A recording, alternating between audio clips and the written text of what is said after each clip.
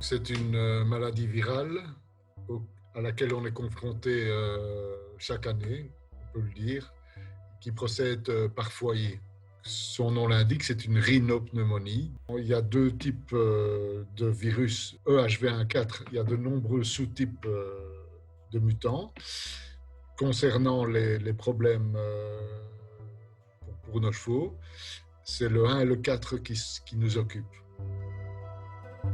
On commence par une forte fièvre et puis des symptômes respiratoires, jetage, toux, etc. Tous les chevaux ne le feront pas. Dans ceux qui font, il y en a qui feront une affection respiratoire relativement banale. Il y en a qui vont faire une affection respiratoire déjà beaucoup plus marquée.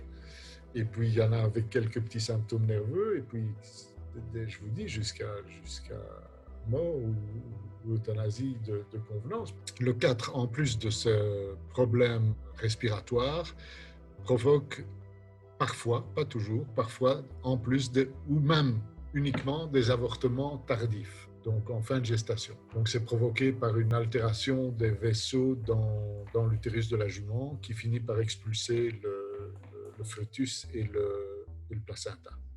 Dans le 1, là, la complication qui apparaît parfois sont des problèmes neurologiques. Le cheval marche mal, comme s'il était ivre, il est ataxique, comme on dit, donc les postérieurs ne tiennent pas, il est parfois de plus en plus faible, et parfois couché, n'a plus la force de se lever, et parfois meurt ou on est obligé de les euthanasier.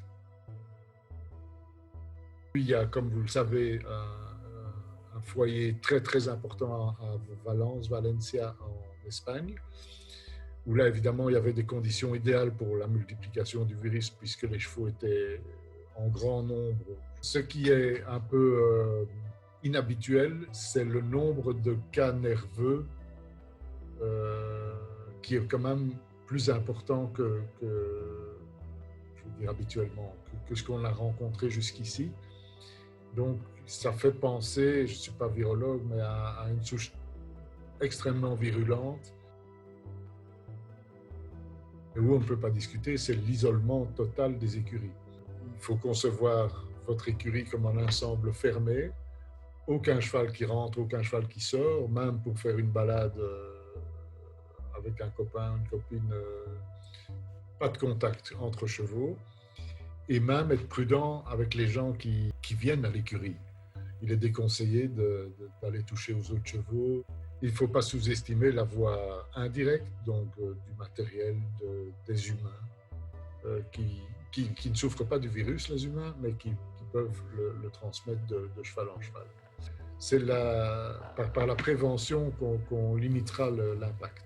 Et donc là, malheureusement, tout ce qu'on peut faire pour le moment, c'est du soutien, en espérant que ça s'arrête avant des cas extrêmes. Donc, on essaie par exemple de les mettre dans des paddocks où ils peuvent rester couchés plus facilement, avec une bonne litière pour qu'ils soient confortables. S'ils n'arrivent pas à se lever, à essayer de les aider, donc en soutenant la queue ou les postérieurs pour l'aider à se mettre debout et qu'il puisse quand même le nourrir dans la position dans laquelle il est, l'abreuver, etc.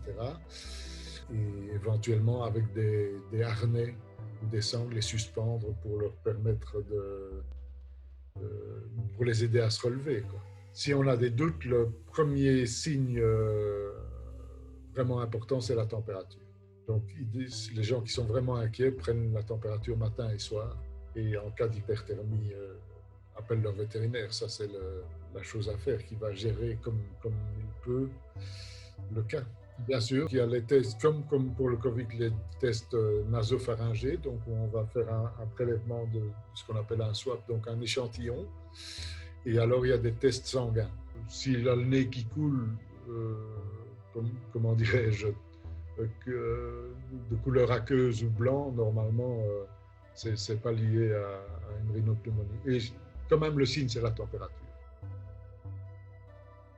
Si jamais on vaccine dans une écurie qui a le virus, il y a un double attaque.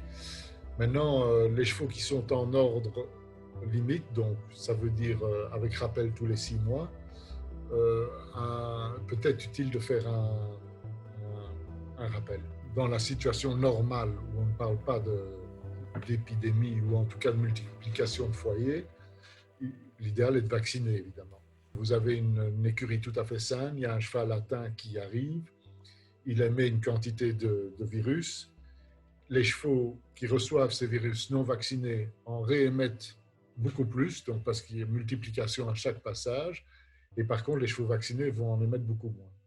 Donc, idéalement, si le cheptel complet était vacciné, je suis sûr qu'on diminuerait l'impact de ce problème.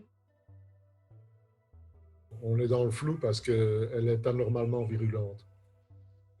Et parti d'un centre où justement on est reparti dans l'Europe et même le monde entier, puisqu'il y a un cas à Doha qui est positif et qui vient de Valence. Et je crois même peut-être un cas aux États-Unis. Enfin, donc, et en tout cas en Europe, on est parti. Donc, honnêtement, on ne sait pas où on va. En général, on considère, je crois que quand on est 3 semaines après le dernier cas dans une écurie, on est sorti d'affaire, mais il y a aussi les tests, quand les tests reviennent tous négatifs.